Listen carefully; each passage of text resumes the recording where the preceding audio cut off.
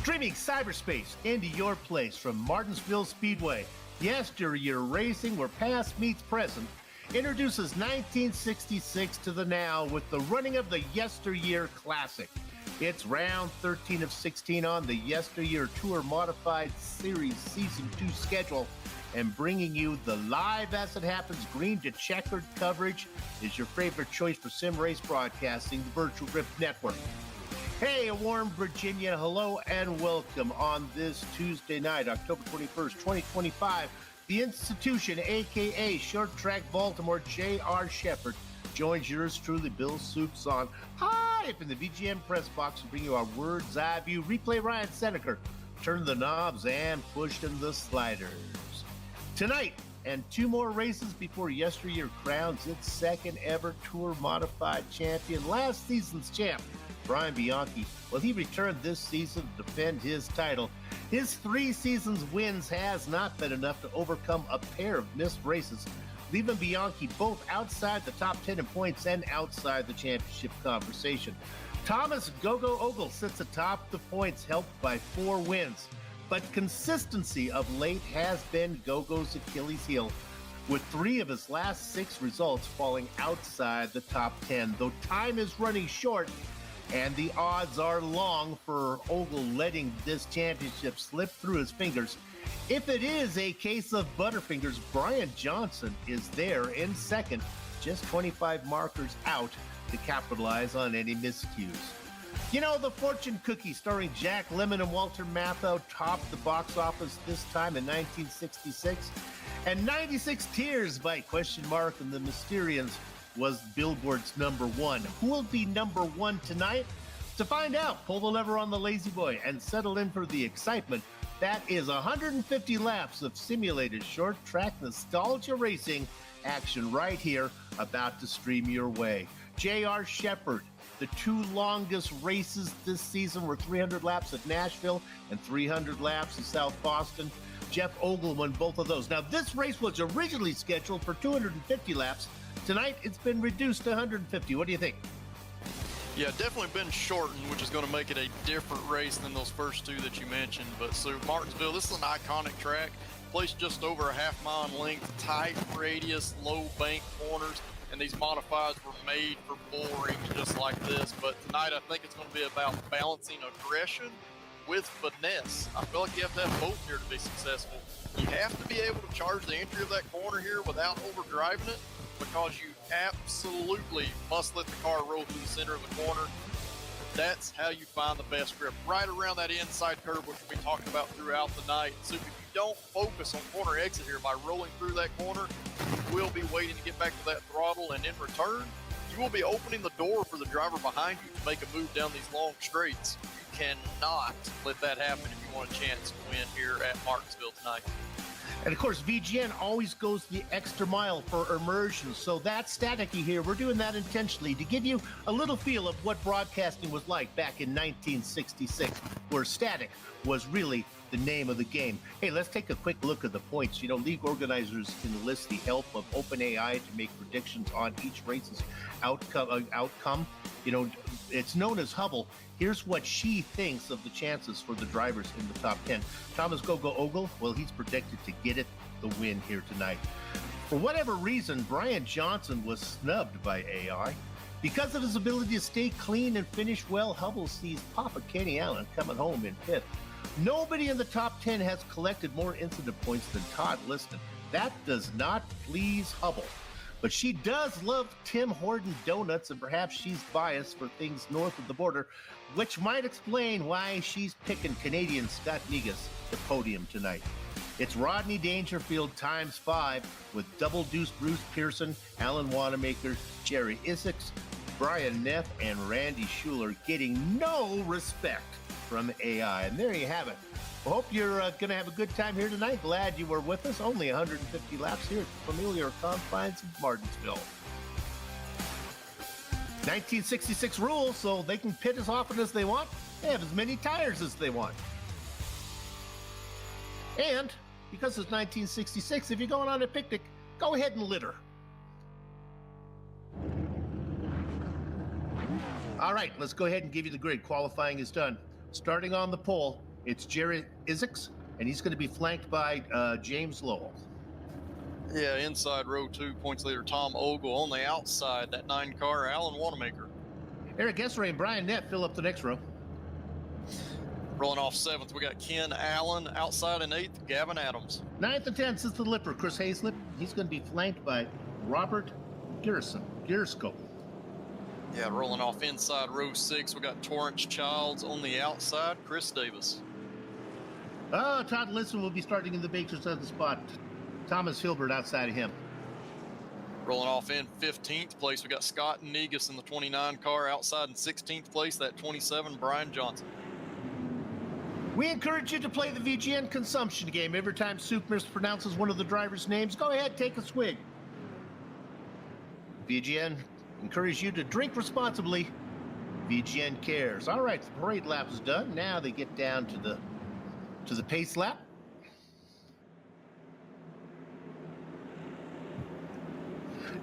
James Lowe, not really up in the points, but very competitive whenever he races. Starting on the outside of row 1.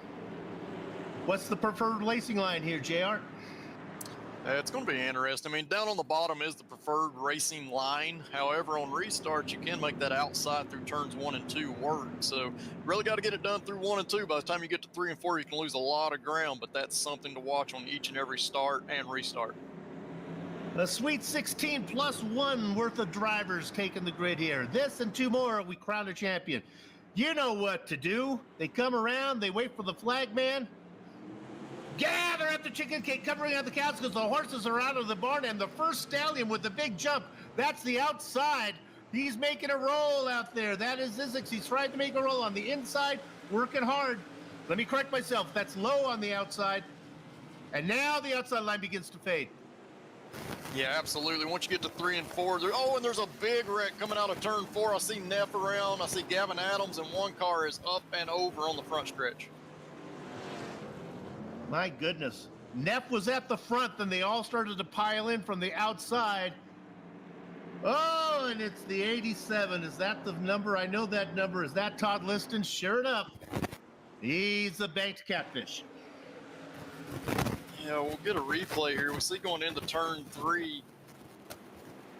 May slightly be behind it. There's some kind of checkup, and I'm not sure if Neff got sideways, touched that curb. I know that curb is dangerous, so if you're hitting that curb any at all, your car's going to whip around. But I saw Neff at the beginning of that sideways, and then everybody else trying to check up and ultimately getting into the back of him here. So, no, Neff actually gets in the outside groove through turns 3 and 4. He gets above the concrete strip. Very slick out there, especially on cold tires, and you can see the checkup that was created behind him. Just really nowhere for these drivers to go.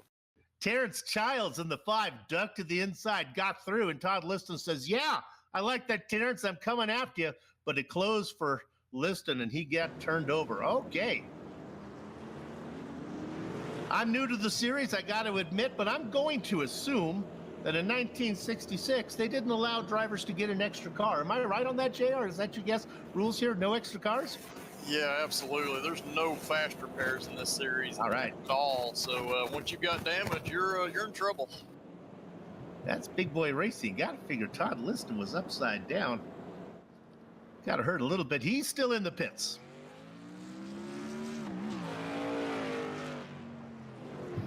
Well, we didn't get far before it came out. The number 51, Jerry Isaacs, was led all the way. Take a swig, as I've been informed that it is Isaacs. I'm going to say that that's wrong. I'm going to maybe get Jerry, if we can dial him up here and explain to him that he's pronouncing his last name incorrectly. But because I'm not a troublemaker, I will fall in. I will obey. Thomas Gogo Ogle on the outside, started on the inside of row 2, picked up that position.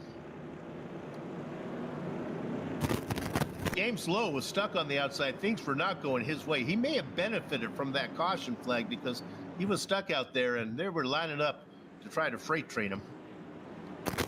Yeah, absolutely. On that initial run there, definitely wanted to get down as soon as possible. The drivers, they don't have to worry about that on this restart, though. It is single file, so nose to tail. Just got to worry about getting off the line when that green flag falls. Pace car is coming in, catching me by surprise. Single file restarts, I guess. That's fun. Here we go. Isaacs with the jump. Ogle safely in second. Look how easy a restart is when you do it single file. James Lowe in the number 7. The Ox 7 in third. Rounding out your top 5. Eric Ezra. And the 81 of Papa Kenny Allen. You see some drivers making moves. Chris Davis made one on that restart. He's looking to move forward, and we talked about only being 150 laps. That is on the shorter side of what these drivers are accustomed to on these short tracks, so they know they've got to get moving earlier. Let's duck back and look at car number 5. This is Terrence Childs. Vultured a whole bunch of spots when there was trouble as he ducked to the inside, but right now, look at that. That's Neff, who was involved in that incident. He's still out there fighting for that position. And I'm going to take you up a spot. Let's go ahead and look at this one. This is Wanamaker under attack by, well, his nickname is Mr. Aggressive. It's Chris Davis. He backs off a little bit. Good battle going on for what would be 6th and 8th. Yeah, we've historically seen Chris. He's able to make moves early in the races in these modifieds. He's able to just carry more speed, but sometimes in those races it's hurt him in the long run. So we have to see if he's balancing that, like we talked about in the opening, that aggression with that finesse. Because you got to have both to get a good long run car here. Gonna jump you up to 4th. There's a little bit of dispute about race tactics here. Eric Ezra saying, we got a long way to go, no need to hurry. Papa Kenny Allen behind him says, let's go, the front 3 are getting away. Watch the 81, he gets a good drive off of 2, has some momentum, he's gonna duck it down in there. Yeah, that's a lesson for everyone watching home. This is how you make passes. It starts on corner exit. You have to get a better run than that driver on corner exit. I know a lot of drivers really like to send it up the inside on entry, but that's not how to do it. What we just saw Kenny do, that's how you do it right there. And while that was going on, Thomas Gogo Ogle, living up to his nickname, ducked to the inside of the 51. And Isaacs now down into second. Ogle beginning to run away. Lowe realizes this. Lowe would like to get up into second, as Papa Kenny Allen now, as he's moved up into fourth. He's got places to go as well. Let's look at this battle back. This is Davis on the inside. Correction, Davis rolling the outside. The number 9 on the inside is Wanamaker. Davis gets the best of that when they're coming on Allen. Yeah, that was a dangerous move, Soup. I mean, he was up above the concrete. We saw the wreck at the beginning of the race because of that same reason. Now, the tires got a little more temperature in them, but that very well could have spelled disaster for Chris Davis, especially on corner exit. These cars don't want to turn when you're that far up.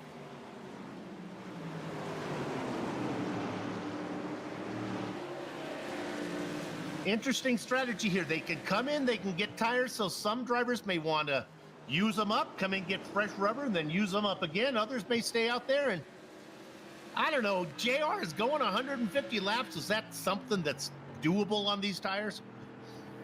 It is in the modified. You absolutely can do it, but you have to take care of them. So that's why we could see some pace differences, especially up front, while we're seeing some gaps opening up. Some drivers could be on that strategy where, hey, I'm not pitting tonight. I want to go the whole way, but you've got to take care of the tires, particularly those rear tires, because if you get those rear tires hot on corner exit, you're going to start to get loose and wiggle around on corner entry. So got to take care of them. But I think ideally, the drivers would like to pit some point around halfway, but they'd like to at least get right side tires tonight. Riding on board with the Winn-Dixie 60 of Brian Neff. Based on qualifying speed and what's going on the track, I think one of the drivers, the number 37 of Eric Esser, he might be saving the stuff. He just looks to be out there cruising, letting the front 4 run away. Make a little note, all you little soldiers in Soup's clipboard army. Esser, number 37, it might be somebody to watch at the end of the race.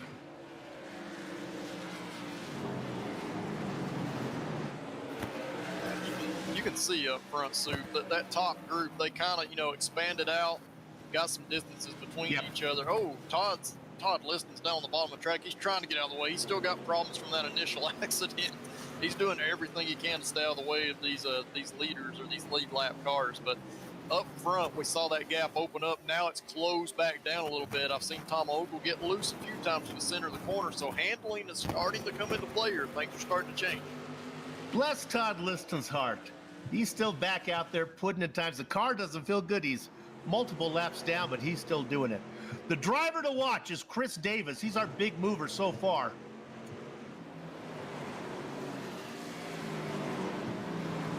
Davis was our big mover. I've lost him. Oh, there we are.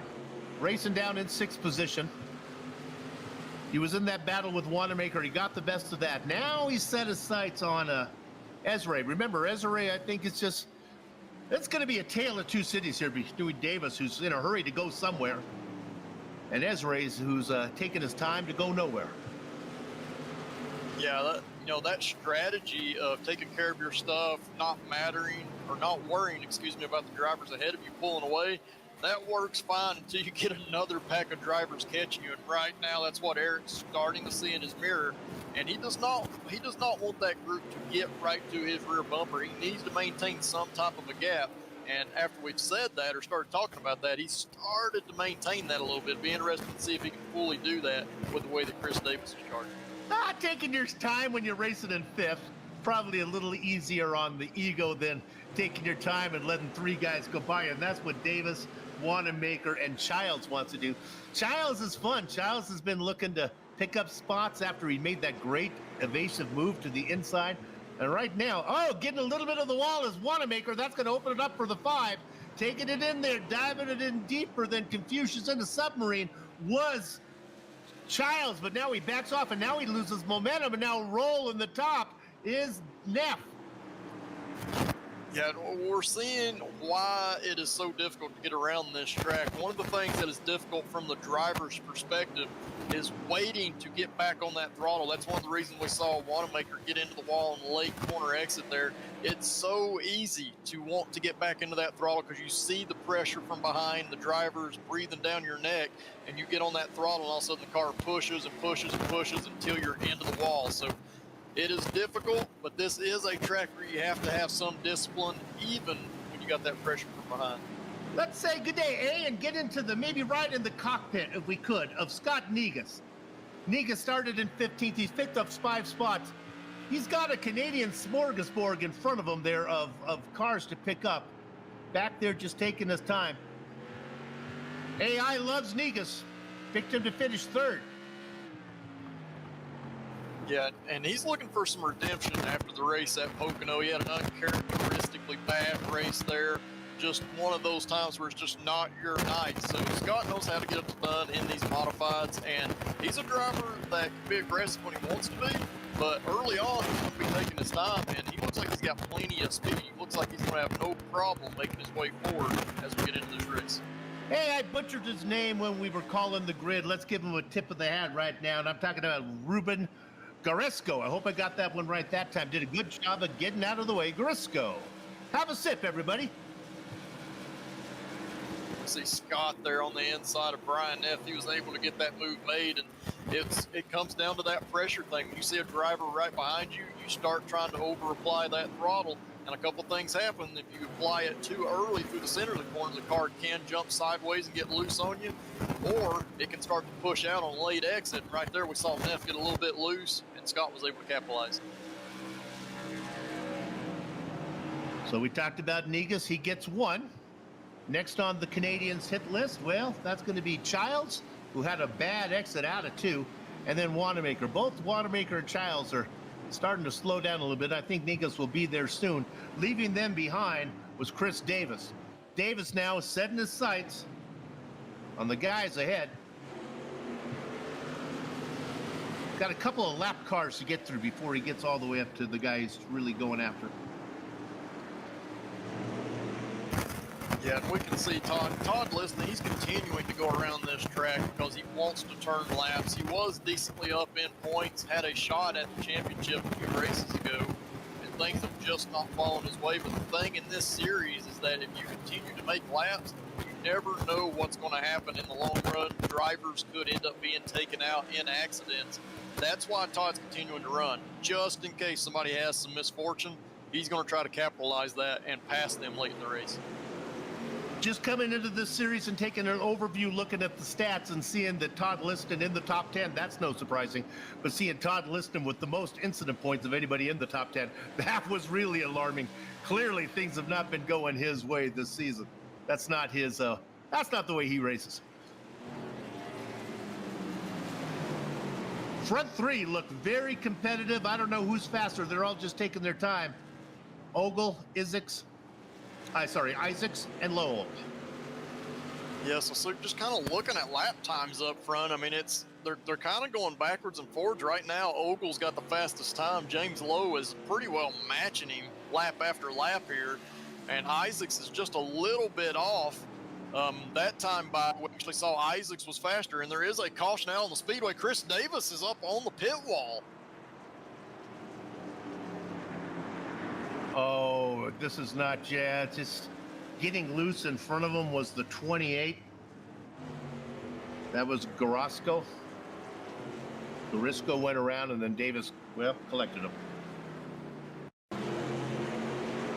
Yeah, absolutely. Going to watch this replay, and just like you mentioned there, see Garisco on the outside of YesterYear as we go through turns 3 and 4, and yeah, just too high on corner entry, got loose.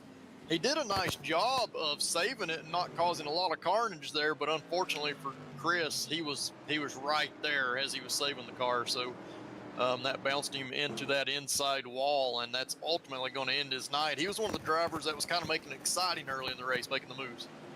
Well, it's pit stop time. Ogle coming in. Isaacs coming in. I believe all the guys. Allen comes in as well. Yeah, not a big surprise, Soup. I mean, I mentioned drivers are definitely going to want to get I can't even talk tonight, Soup. Going to try to want to get right side tires here at some point. This is a little bit early, but you should have no problem going 100 laps in this race on a set of tires. So that's what these drivers are kind of banking on. If we don't get another caution, they want to get that right side tires now, as well as make sure that they've capped off any fuel that they need to make it to the end. Would have been nice if somebody did something a little bit different just for fun. Now, iRacing is showing James Lowe as did he come out first? I guess he was first out of pit lane, huh? Yeah, James. Oh, there's my guy. Attaboy, James. He knows how to make the commentators happy. Yeah, and where that may not be a great move if you're going to have double file restarts, we got single file restarts. So as long as he gets a good jump and he's able to maintain that bottom line through turns 1 and 2, he's got a good shot at it here. So we'll have to see how it plays out. We will indeed. Looking at the pace truck, we'll see if the lights stay on. I don't know if we get to do interviews during caution flags. Is that a possibility in this series there? Let's take a quick look. It looks like the lights are off on top of the truck. So next time around, we'll go ahead and talk to some of these guys, see how they're feeling. James Lowe out there right now. Gonna race like a kidney stone. Gonna race like a $3 bill. Hard to pass. And I will say, Soup, we have seen where drivers have gone off strategy compared to the rest of the field, and then that ends up creating some excitement or even some contact. So in this case, it's only one car that's off strategy. We'll have to see how it plays out, but in the past, it's not been a great move. Scott Negus up 8 spots. Man sitting second in the points, up 8 spots as well as we go green. Brian Johnson. Both those guys back a little bit. Not a good corner 2 exit for Isaacs. He loses a little bit of momentum. The action is up front. Don't know how hard James Lowe actually worked the first 40 laps. He feels confident that they can hold these guys back. When I say these guys, I mean everybody. They all came in except for Lowe. Yeah, and he's going to be okay for a handful of laps because these tire temps have come down on his car. So he does have grip level that is very similar to the drivers that just got fresh rubber on the right side. Now, after the handful of laps, that's where you'll start to see the difference. That's when you'll see Ogle and Isaacs be able to have more speed than what James Lowe is doing. But this is a tough track to pass at. If you can focus on the center of the corner and corner exit, it makes it very difficult for that driver behind. So we ride on board. This is great. We ride on board with Ogle. Let's stay on this for a long time, these two guys, in whatever camera shot we want. This is really the story of the race here. Ogle being so quick that he were able to get around the 07. It might be good night nurse. Look at the difference that Isaac has given. Plenty of gap back, not even putting the pressure on Ogle. Yeah, you know, some of that could just be, you know, wanting to be cautious. There he goes. See Ogle, he dives on the inside there of James Lowe. They almost make some contact very close to that inside curve, but I do believe Ogle's going to be able to capitalize here. And in return, Isaacs is trying to pounce as well. Well, look at Isaac. I thought he was going to rue the day he left so much gap between him and Ogle, but he closed it very quickly and was able to keep Lowe to the outside, and now the 81 of Papa Kenny Allen gets through as well. Don't forget about Lowe. He'll come in, get some tires, of course. Everybody could come in and get more tires as well, as they're not really on a tire ration. They get as much rubber as they like. Yeah, right now the 07's just going to have to settle in. He just does not want to lose any more ground. Like you said, caution could come out later on, come in and get that fresh rubber, but he doesn't want to lose any ground because that's going to be super difficult to make up. Right now, he's kind of running about where he was before that round of pit stops. Two drivers we want to keep our eyes on. The Canadian Scott Negus and the 29, and the guy right behind him, sitting second in the points. Car number 5. It's number 27. It got to me. There it is, Brian Johnson. Terrence Childs in the 5. Watching those two guys. Yeah, definitely. Brian's wanting to have a strong run here. I mean, second place in points, he's got to make up some ground. Unfortunately for him, the driver he's chasing is leading the race right now, so he's going to have to either go off strategy if he does not have the full pace to get up there and race with Tom, or he's going to have to hope that something odd happens because Tom has been pretty dominant the last several weeks. Let's check in on second. Papa Kenny Allen had enough back there. He gets to the inside of Isaacs. Now he can start to run down Ogle. Isaacs falls back a spot. Yeah, and Ken Allen, he is third place in points. He's the next driver in line to try to race Tom for these last 3 races here for that championship. And I can promise you that Ken's going to go after it. He's going to try to put Tom in a bad position because he knows Tom is the one that's out there with the points to lose. So we'll have to see how Tom races if Ken's able to get there. And we talked about how Ogle has had some bad finishes, bad results.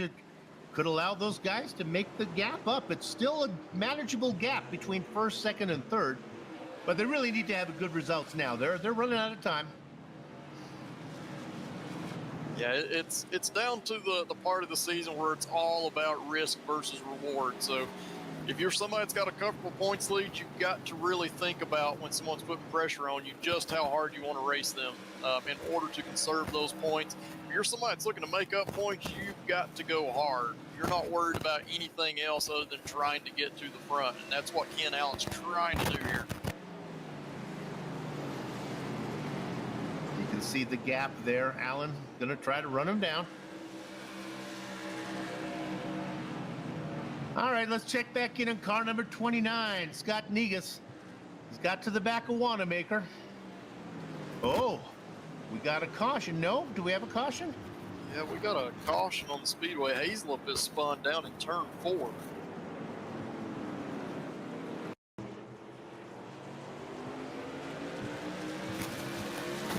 Kind of looking at the replay here, going down the backstretch, looks like Gavin Adams just trying to get to the inside of Hazelip, and that's a characteristic of these Tour Modifieds. If you get a little too high on corner entry, especially going into turn 3, there's just no grip out there. The rear end of these cars really want to come around, especially if you just carry a little too much speed in there. And I think Chris was trying to get out of the way of Gavin behind and drove it in just a little deeper than he wanted to, and that just allowed that rear end to swap ends on him. Okay, well, look, dash my buttons here, but what the heck is going on? Kenny Allen is coming in for a stop.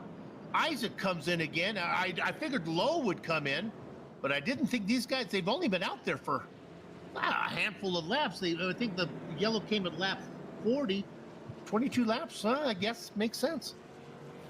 Yeah, kind of watching. I was curious if some of these drivers are going to take the left side tires, but I only saw the jack go up on the right side. So they're coming in to get fresh right side rubber once again. And like I talked about, the last time they pitted was a little bit too early. They would prefer it to be closer to halfway. And now that we're on lap 62, probably going to go green around 65 or 66. That gets us super close to that halfway mark. So I think these drivers are hoping that that's going to give them an advantage late in the race. And only 11 cars on the lead lap. I guess when you come in from third or fourth, you're not giving up a whole bunch of real estate, a whole bunch of track position. Yeah, you're not, but you still got to be patient. I don't think it's great to charge super hard. I think at the green flag, once it drops, you've got to get the positions you can get early, but then you got to go into conservation mode. You got to start taking care of those tires.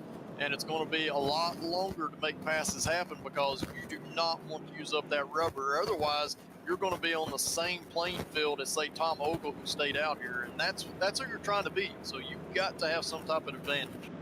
JR, I don't mean to put you on the spot about this, about rules, but will those guys who pitted, will they have to be at the back of the line, or do they get to go around the cars that are lapped down? Do you know?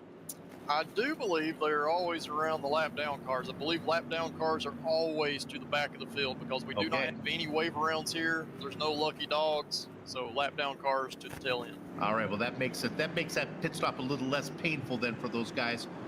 They'll come up to the back of all the cars that are on the lead lap. All right, the pace car is in. We did not do an interview.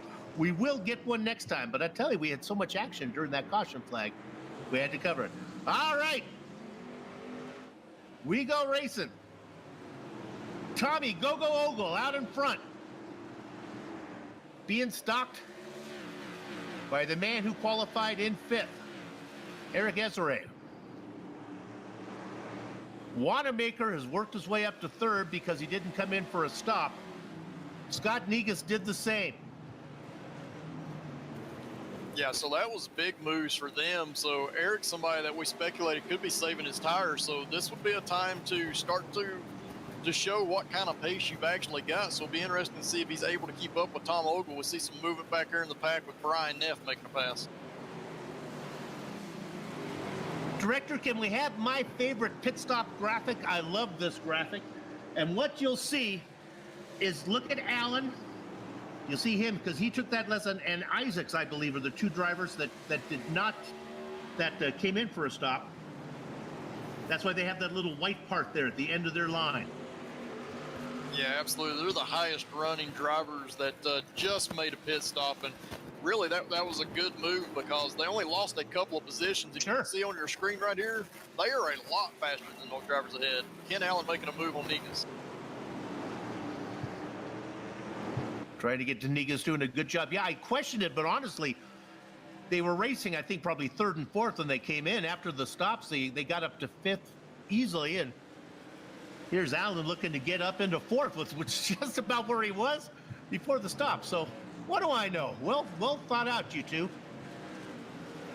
Yeah, and ideally, these drivers would like to get a few positions and then have another caution come out, because that means that their tires never really reached a temperature range that starts to abuse them. So they would be able to have good grip longer throughout this race. We've not gotten that caution yet, but either way, they've got tires that are 20 laps fresher than the leader, and that can be big, but we're going to have to see. It's all about taking care of them. You can't abuse them and not have that pace at the end. Allen and Isaacs, the one to keep an eye on. Working lap number 72. 52 of those have been led by Tom Ogle. Jerry Isaacs was out in front for 11 laps.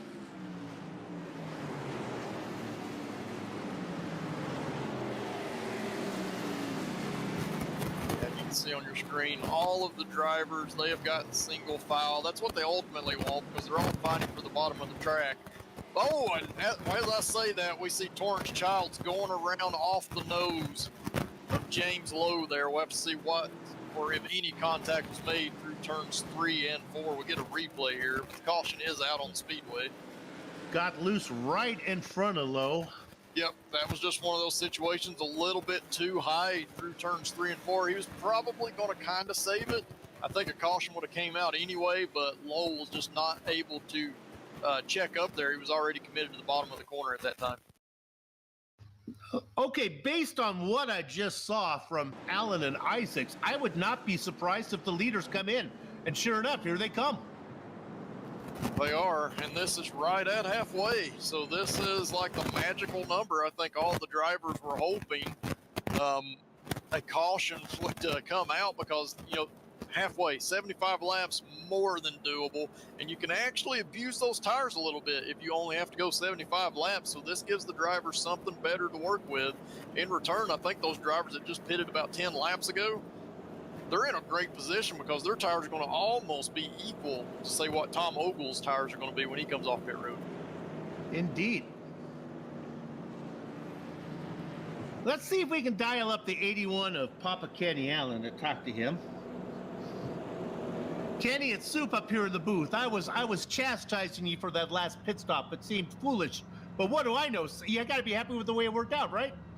Well, I got to do something opposite of Tom if I'm going to chip away at this big lead he's got. So I'm going to have to take some gambles here. We thought so. How's the car feeling? I like the longer we go, the better it feels for me, especially on the empty tank. So I'm feeling a little confident here. All right, well, Ogle's back a little bit. You got a bit of a cushion. Good luck to you. Thanks, guys. Not all that far back, but I think the cars between him are, a few of those guys are a lap down. Pearson's on the lead lap, maybe not. Yeah. Childs, after that spin, is still on the lead lap. He is, and Tom, I think, is going to find himself running in 7th spot when we go back green. And this is, we've seen some tense moments throughout the season in the YesterYear Racing League where, you know, the leader will kind of, you know, do something different than what everybody else is, or he'll get off schedule on pit stops. That's what we just saw with Tom Ogle coming down pit road, and then in return find himself in the middle of the pack or a little bit further back in the pack. And something weird happens. We get a weird wreck, caution, something, and they get caught up in it. So Tom's hoping that that doesn't happen here because that could definitely ruin his points tonight. Well, you got to appreciate the mindset of Kenny Allen there, thinking, if I just do what Ogle does, I'm going to finish. I may finish better, but I'll be behind Ogle. So he's trying to shake it up a little bit. All right. Here we go. Working lap number 79 of 150. Oh, we see Bruce Pearson. He actually goes wide through turns 1 and 2. I don't know if he's just getting out of the way, knowing that it's still a long way to go. But in return, that's going to move Ogle easily up into 6th position. Coming up behind Terrence Childs is Ogle. We'll watch what's going on in front, and we'll watch Ogle try to work his way through. Childs was having a good run. Let's see how hard the 5 makes the 13 work here. Well, I don't know how hard he was trying to make him work, but Ogle gets a good drive off of 4, and boom, just like that. One more position. Yeah, he's easily coming through the field, and he's had the speed all night long, so he knows the line to run. He knows how hard to use those tires. To be honest with you, those 4 up ahead of him being nose to tail is going to make it easier for him to catch. Director, can we go on board with Ogle just to see how far it is to the front 4? Get his perspective. There we go. He can see him. I don't think it's going to be more than maybe 4 or 5 laps until he's behind him. We're working lap number 82 now. Let's check back in on that lap 87 and see if he's got him. First of all, JR, he was quick to begin with, and now he's on the freshest rubber. Absolutely. And, you know, like I talked about, we're watching this group up front. They're nose to tail. I know Eric has not had the speed that some of those leaders have had today. I think he's holding this group up just a little bit. And it doesn't take much at Martinsville. He's holding them up just a little bit, and it is super hard to pass. You think if that driver's a little bit slower and you just go around them, but you can't do it. It's so hard to get the car to rotate, so hard to get that throttle applied and have an advantage coming off the corner. Kenny Allen is trying here, but he's just not able to do it. In return, that's allowing Tom Ogle to close in quickly. What they could all agree to, if they just would agree to it, if they would just race 3 wide for the next, what would it be? the next 65 laps, they can hold Ogle off. It's definitely an option. Desiree, Allen, Isaacs, and then the 07 of Lowe. Oh no! Oh. They spin in front of him. Getting on the binders was Ogle. He was able just to make a little bit of contact. Yeah, and the driver that's, I think, going to get the most damage is going to be one of two drivers. It's either going to be Jerry Isaacs or Torrance Childs out of that, because Torrance was just not able to get slowed down. He was up in the marbles on the high side, and I already see suspension damage on his car. Yeah, not only did the 51 take abuse the first time, then he got hit again. Yeah, oddly enough, that first impact for Isaacs was not going to be race ending. He was still going to have something to work with, even with that shot to the outside wall. But this one right here is going to be the one that kind of gets him, because it's right into that right front suspension. But ultimately, like I said, I see Torrance Childs with that left front suspension damage there. So I think he's going to be the worst out of all of that mess. Well, Kenny Allen said he wanted to do something different than Ogle. Well, spinning certainly was different. Yeah, and the only thing it does, you know, it's going to force Kenny Allen to do something a little different. You see Eric Esware, he's also coming in. So these drivers are going to come in and get some fresh rubber. And as long as they don't have damage, you know, as long as that steering wheel is still pointed straight like it was at the beginning of the race, you've got a shot to come through this field. We've seen tires be a pretty big advantage, especially on corner exits. So I wouldn't count these drivers out just yet. Of course, we try to mimic the racing of 1966. And with that said, we'd like to thank one of our sponsors here tonight, IBM Selectric Typewriters. The best thing to happen to typing since electricity. One of the other things about 1966, and this is probably more relevant than my typewriter plug, no lucky dogs. So these caution, the number of drivers on the lead lap, unlike a race now where it would continue to grow and regenerate, it just keeps getting smaller and smaller. Oh, it's been a story all season long. Once you go a lap down, you are in trouble unless you have extreme pace and you can go up there and get your lap back under green flag conditions, and we've not seen that. So once you go a lap down, you're just hoping that there are other drivers that go a lap down, because that's the only way that you're going to make up ground in the standings. I don't want to date myself or be the "you kids get off my lawn" guy, but I kind of like it. I don't know if I'd like it all the time. I don't know if I'd like to do every race without a lucky dog, but it certainly is refreshing. It's just a different feel.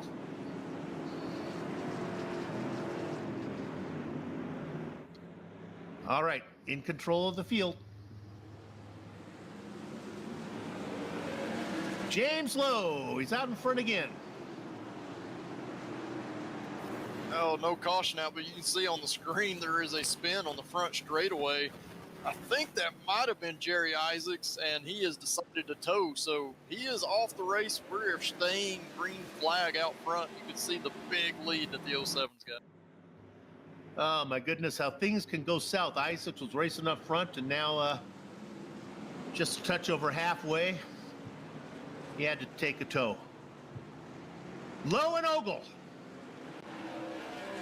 Wanamaker probably not with the pace to race with the front two, but has done a good job of strategy to get up there. Not the case for the 29 of Negus. If he could get around Wanamaker, it would be fun to see what the Canadian could do with those guys up front. Especially if maybe get a yellow and they can get all on the same level racetrack. There goes Negus inside of Wanamaker. Wanamaker giving him room, drifts up, Negus goes through. Yeah, and that's exactly what Scott needed, because I think he did have more pace than Allen. Be interested to see if he's got enough pace to chase down those front two, but he definitely had third place pace, and this gives him that room early on so he can go to work. Of all the guys, 34 laps out there for Lowe. About 20 for the next 4 guys behind him. Ogle, Negus, Wanamaker, and Neff. Not sure if Wanamaker and Neff have the pace to race with the guys up front. Negus probably does. Ogle has shown to be the class of the field, not only all this race, but all season long, but he's got his work cut out for him.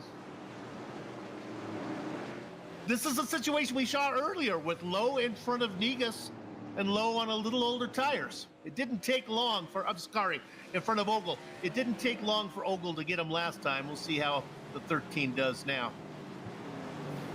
Yeah, I just feel like with these higher horsepower Tour modifieds that the grip level goes away a lot quicker than what we would see in the SKs here. The SKs you can run on the tires forever, it seems, but definitely, oh, see Eric, I swear, getting a little bit loose coming off of turn 2. But I think that's the big difference that we're seeing in the tires tonight, and why you saw Lowe have some issues with holding off Ogle during that one run was just the fact that once his old tires got up to the same tire temperature, he had less grip. The grip level completely goes away, and it becomes an issue with holding that car down on the inside and applying that throttle on corner exit. You're just not able to do it as well as the guys with fresher rubber. Okay, JR, again, correct me if I'm not thinking right, but 14 laps is the difference between Lowe and Ogle, and maybe 4 or 5 of those have been under caution. So maybe it's 10 laps of difference racing in anger. Is it that much of a difference? Does Ogle have that much of advantage with 10-lap pressure tires? I really don't think in that situation that Ogle's got an advantage tire-wise. I think it's going to come down to pure pace, because typically it takes about 20, 25 laps before you really see a difference in the tires, especially on a Tour modified or a modified altogether. So I do believe that if we see Tom go up here and get the lead, it's going to be on pure pace. But the longer we go into that run, that 10-lap difference can make, the slightest advantage to Tom. But we're going to have to go the rest of the way on green for that to even show up, I think. Then you think about Negus, who's racing in 3rd. Is it in his best interest to try to actually run them down? Would that, if he does that, will he have anything left for him, or maybe sit back there and wait? And then if a caution were to come, JR, if caution comes at 10 laps to go, do the leaders come in 15 laps? When do you come in if you're a leader? Yeah, I think when it's late and you're a leader, you stay out. I mean, that's a tough call. And what's going to happen is if you stay out, everybody else is going to pit. So you're kind of in trouble either way. But, back to the Scott Negus thing. If I'm Negus, I'm going to try to chase these leaders down because I want to put pressure on them. I don't have to try to pass them, but if I put pressure on them, that gets those two racing each other, getting a little desperate to make a move. There might be some contact and I can scurry on through. But the other thought to that is to just lay back and take care of your stuff. Maybe there's a caution with 20 or 25 to go and those leaders pit, you decide to stay out. So there's different ways of thinking, and it's hard to get the right strategy. You can just never tell how a race is going to play out. And I don't know if Ogle needs any sympathy from anybody. He's certainly having a great season, but he's in a tough situation because anything he does, people are going to do the opposite, even more so than you would a leader. I mean, whatever Ogle does, you're going to be looking to do something different. With only, what do we have, 9 cars on the lead lap. Boy, you're not that far back if you were to come in for that late stop. Yeah, absolutely not. And the good thing about it is those drivers that are up front, they've had a lot of pace over those drivers that are in, say, 6th through 9th place. So those would be easy passes for you to make right off the bat. So you're starting 9th, but you're going to be in 5th or 6th by the time you get 2 laps done. So it's a quick move to the front. I would predict, if a caution were to come, I don't know what I'm going to say. I thought Lowe would stay out, but I guess it depends how close you are to the end. This is fun. It's all about pace, and it's all a little bit of a chess game as well. Yeah, right now, I hate to say it because we end up, having the commentator's curse, but it does have a green flag type feel to it. We've got 38 laps left to go in this thing. And I think these drivers, they're going to have to be looking for that long haul. They're going to have to expect that this thing's going green, and they know what their cars are doing. At the same time, cars are going to start to change in the handling aspect. We have started to burn fuel off. That's going to transfer weight on these cars. The car's going to get a little bit tighter on corner entry. At the same point of that is that the cars are going to have less weight to apply that throttle coming out of the corner. So the cars are going to completely change in handling. The driver that adjusts the best of that, they're going to have the advantage. We can see James Lowe up front. He's still pushing hard. He was loose coming off of turn 2 right there, and Tom Ogle's been able to close up tremendously. I want to get away from this real quick. We'll come back to it if this gets close, and it may happen real quick. But quickly, let's give some love to Brian Johnson, sitting second in the points. He's up several positions. He's up 9 spots, having a nice quiet run.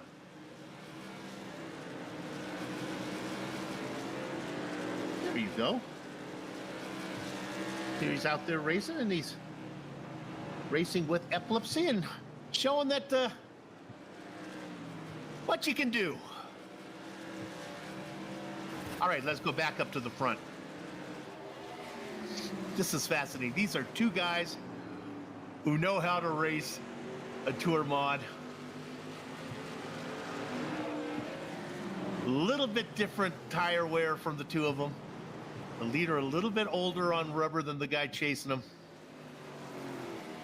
Yeah, and the one thing I'm seeing from watching these 2 up front is that Tom Ogle's able to be a little bit more tidy through the corners. He's able to wrap that bottom and stay right against that curb. And it's the smallest of margins that I'm seeing, but Tom's doing it better. And ultimately, that usually leads to a better handling car in the long run because you're not overheating those tires. You're letting that car roll like we talked about at the beginning of the broadcast. And you're able to get a more straight exit, which also saves that rear tire, saves the rear drive and grip up off the corners. And I think that'll start to pay dividends in about 10, 15, maybe even 20 laps. But I think we're going to have to stay green to see it. So many stories to tell. Let's go back in and check on Negas. We thought the Canadian might be able to run down the 2 guys in front. That hasn't happened. In fact, I think he's fallen back into the clutches of Wanamaker. And how about that? Kenny Allen still out there in 5th. Yeah, and that's the story of the season for a lot of these drivers because of the rules package is perseverance. I mean, if you have an issue, do not give up. Do not, exit and say my race is over with because you can charge back. Ken Allen's doing that. He was caught up in that accident early on, or excuse me, not early on, but about the middle part of the race. And here he is sitting in 5th spot, and he looks like he's got enough pace to go up there and get on the podium. Well, let's talk about a guy that JR was just talking about, a man who hasn't given up. 87 of Todd Liston, 12 laps down, running in 12th right now, about to be 13 laps down. Does a good job of getting out of the way, lets the 2 leaders go by. Well, John Todd, I know that's the position you're not used to being in, but used to racing up front, but boy, you let him go by nicely. Yeah, and it's a terrible feeling if you're Todd. I've been in races like that because you can't race. It sucks to just drive around the track with a tore-up race car, but this is what it's gotten him. He was 17th place when that happened. He's now up to 12th, so he has gained 5 spots, and that is a big move in the points. That's just admirable. Nice way to spend your Tuesday night. Todd is from back east, so real world time, getting kind of late for him. Let's look at 3rd place now. That's Liston again, getting out of the way. This might be an opportunity maybe for Wanamaker to get to Negas. He does not. Wanamaker does not have a good exit out of 2. It's like maybe Kenny Allen might get there. That's a fun little battle for 3rd. Yeah, I think Ken's having some fun with it. I see him making some moves, back and forth on the straightaway. And when you're a faster car, it's fun to kind of mess with the driver that's on a different tire strategy than you. Eventually you're going to pass them, but you're just trying to scare them with how your car's showing up in the rearview mirror. And I see him kind of moving around from time to time. Brings back memories. It's really fun to be in that position. Okay, JR, help me out again. Is the tire advantage now that Lowe has on oval, is that less effective now that they are so far into it? Is it more equalizing out the longer they go? It is starting to equalize out a little. We're getting a replay here. I saw it on the top of the screen. Alan Wanamaker almost had a spin coming off of turn 2. He was able to lock it down and get that car straight back out, so we stayed green. But yeah, back to the leaders. The longer you go, the more it will start to equalize, and that's why we've not been able to see Tom make a pass. The tires are pretty well equal, but at some point, and it takes a lot of laps, at some point, the 10-lap fresher tires will have a slight advantage. Now, I don't know if that's going to be enough for Tom to be able to make a move, but he will have a slight advantage very late in this race if we stay green. Okay, I've done a lot of late model races where I've seen the tires, all of a sudden they go off a cliff. Is that something that, is it possible Lowe finds that cliff 10 laps earlier, or is that not how the modified tires work? Yeah, they don't work exactly the same way, but you will start to lose lap time. So it won't be as dramatic as the late models, but you will lose lap time. And that's when that driver behind you has the opportunity. But again, it is so difficult to pass at Martinsville. I've seen situations where you can be half a second faster than that car in front of you, and you have a very difficult time. It could even take you 10, 15, 20 laps to make that pass. This is a hard place to set up a pass, so you still have to go to work and you still have to get that job done. But Tom should have a slight advantage at the end here. JR, is there a different racing line that Lowe could take that would protect the inside better? I don't know, maybe slower off of 4 or dive it in. What do you do if you want to protect that inside? Well, really through turns 1 and 2, or through turn 1, getting into turn 1, he'd like to arc it in a little bit because he wants to focus on corner exit. So he would like to take a little wider line, but he doesn't want to make it too wide because Tom will try to fill that gap. But you see right there through turn 1 and 2, he entered just a little bit later and he was able to get a straight exit. That makes it hard for Tom to make that move. Now through 3 and 4, it's such an odd turn. It feels like turn 4 really opens up on you. So definitely if you can slow the speed through the center of 3 and 4, that makes it difficult for Tom to get a run also. So those are two things he's going to have to pay attention to. As long as he's got a gap like he's got right there, he's got room to move around and run those lines. Would you, I'd love to pick your brain on these things. If you're Lowe, would you sacrifice lap times, maybe not run the fastest lap you could in lieu of keeping that inside covered? At this point in the race, I think that's got to be on your mind because at some point Tom is going to see a gap and try to go for it, especially if he feels like he's faster. So definitely you got to protect that inside line, but it's more important to focus on that corner exit, I feel like, than protecting that inside line. You've got to get the better exit out of the corner. 12 laps to go. I would imagine the front two are hoping not for a caution. Negus and Allen probably are, and I would imagine that maybe Negus and Allen would do exactly the opposite of what the leaders were to do right now. Everybody behaving. Nobody wants to be the guy that brings out the caution with just a handful of laps to go. Yeah, not at all. And that's what we kind of see in these races also with the shorter field, but also the drivers that are left on the lead lap. Only 9 cars out there on the lead lap. Everybody kind of gets spread out enough, and we don't get any super close racing that leads to contact. This is the closest one on the track right now between Brian Johnson and Alan Wanamaker. Johnson is having a great run. I think he's going to get Wanamaker here pretty soon. Wants to do it cleanly, and that's how he's raced this whole race, sitting second in the points right now. He's going to lose some to Ogle, but you never know. We still have a ways to go, and who knows what could happen up front. Yeah, and you can see I like that view there, and then also what we've got with the leaders, you're seeing different lines starting to open up. It's no longer just that follow the leader. You're going to try different lines. You know you've got less than 10 laps to go. You've got to make something happen. And you talked about it earlier, Soup. If you do what that driver ahead of you is doing, you're probably just going to continue to do that, follow that driver ahead of you. So you've got to find something different that works. I think we got to give a tip of the hat to Hubble. She is really good. She picked Tom Ogle to win this thing. He's in second right now, looking like he's got a good shot to prove her right. And then she also picked the Canadian, Scott Negus, to podium. He's back there in third. Oh man, AI technology, scary. How long will it be before AI will be able to commentate one of these races? But you're not going to watch, are you, folks? When AI takes over, you're going to demand that you have live commentary. God bless you. Coming around, working lap number 146. Yeah, you can see a number of battles starting to heat up. The drivers know they got to go, and this is probably the biggest one right here with Ken Allen and Scott Negus. Ken's been trying; he's been working different lines. Negus has had just enough grip to get up out of the corner, so Ken cannot make a move as of yet. But something can always happen here. Never doubt that a late race caution may come out. Now, the one thing for the leaders up front, if we do get a late race caution, we end under regulation laps. So we do not go into green-white checker territory. The race can't end under caution. Ah, the beauties of 1966. Working lap number 148, 2 to go, and they come across the line this time. James Lowe out in front.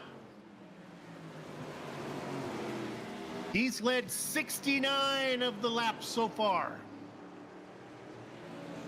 All he needs to do is lead this one, which he certainly will do, and then one more. Tommy Gogo Ogle doing everything he can, but it wasn't enough. He had a little bit of older tires. He had a little bit better pace. All he has to do is maybe deal with the left car of Gavin Adams, but Adams is not going to be an issue here. They come out of corner number 4. Round 13 goes to James Lowe. Your points leader, Thomas Ogle, gets second.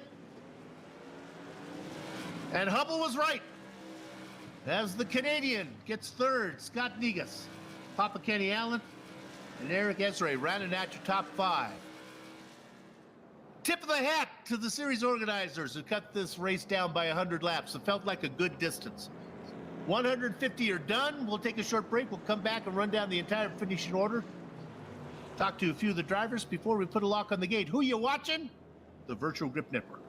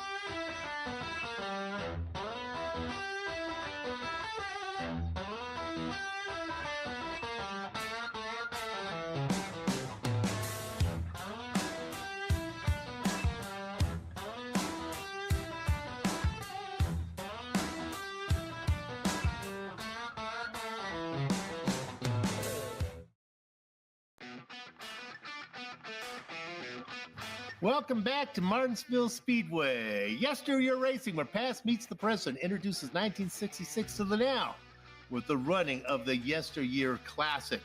And is brought to you thanks to Sambo's Restaurant. What this country needs is a good 10-cent cup of coffee. And make sure the kids become a Sambo's Tiger Tamer. See you soon at a Sambo's near you. Okay, the results are in. Let's give them to you now. We started with 17 drivers. 9 of them finished on the lead lap. The best of all of them, James Lowe, as he starts in second position, and he'll get the win tonight. Your points leader, Thomas Gogo Ogle, will finish in second. The Canadian Scott Negus comes from 15th to get that final podium spot. Spots 4 and 5 go to Papa Kenny Allen and Eric Ezra. 6th and 7th, well, that's Alan Wanamaker and Brian Johnson, who had a quiet job working all the way up from 16th position to get that 7th spot. Well done there. Double Deuce Bruce Pearson will come home in 8th, 9th, and 10th go to Brian Neff and Gavin Adams. Parker? Yeah, coming home in 11th place tonight, we got Chris Hazlett, Todd Liston. We saw him have the troubles very early back on lap 1, but he's able to rally back into 12th. Robert Garisco, he'll come home in 13th place. Jerry Isaacs having a good run early in this race, involved in some accidents. He'll come home in 14th place tonight. Torrance Childs in 15th. Chris Davis comes home in 16th. And Tom Hilbert, he'll come home in 17th position tonight. And with that said, we're going to get a chance to talk to our race winner tonight, James Lowe. Good strategy, baby. It worked out for you. Yeah, it was fun, man. I was starting to wonder there. I just couldn't stay consistent to save my life. So, yeah, it was just it was a battle there with Tom, and I appreciate him. We raced nice and clean, and it was really hard to pass tonight anyway. You had to have a mega run to get by anybody. So, yeah, it was a fun race overall, though. Okay, so knowing that it's really hard to pass, that kind of helps the decision to stay out there. Now, did you know that the guys, were you leading when you had 15 laps? Did you decide to stay out, or did they fool you and pit behind you? No, you stayed out. Yeah. Yeah, I stayed out. The first caution where everybody came in, I stayed out then too, and right.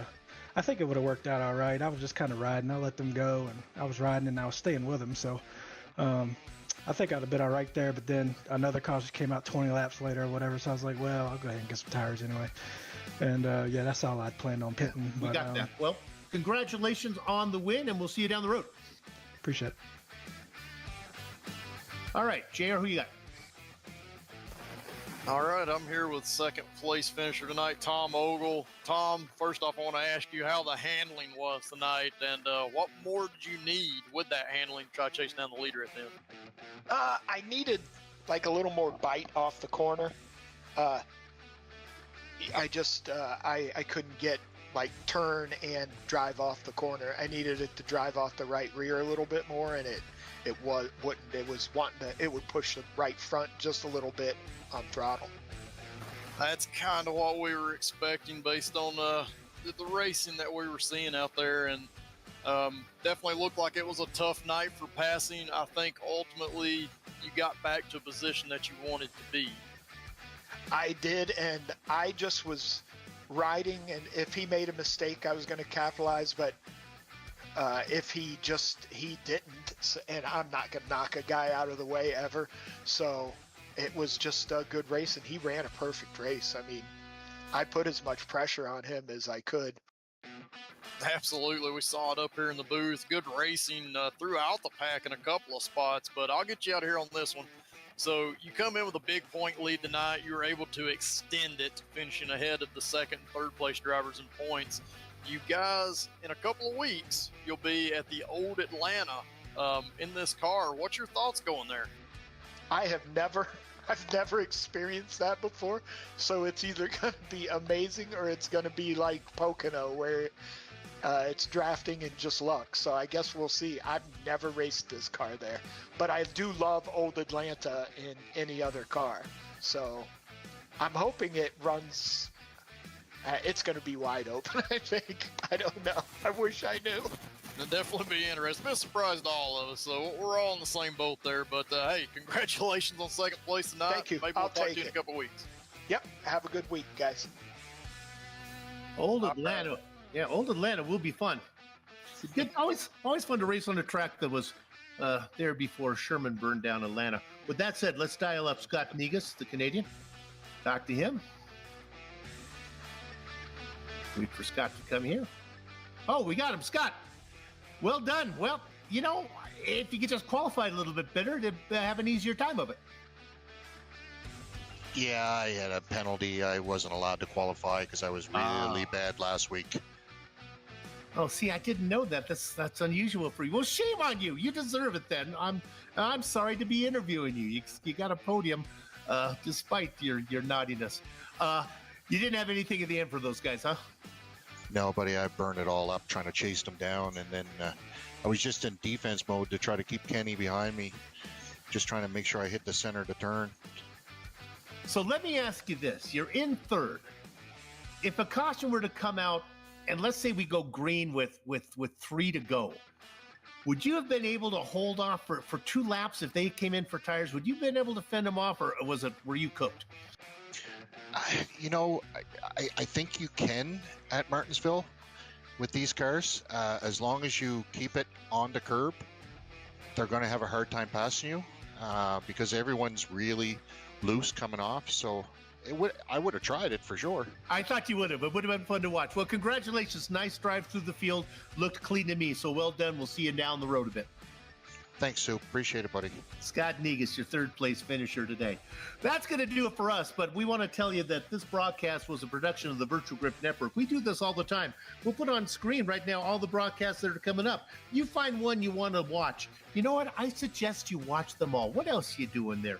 Just dial them up. If you don't want to watch them live, watch them at your convenience. Put us on when you're trying to fall asleep at night, and you'll dream of us. And you'll have a pleasant morning when you wake up with thoughts of VGN and some racing, short track racing going on. With that said, we hope you enjoyed the broadcast. If not, we'll try to do better next time. Until then, on behalf of all the little faces you see there, have fun storming the castle.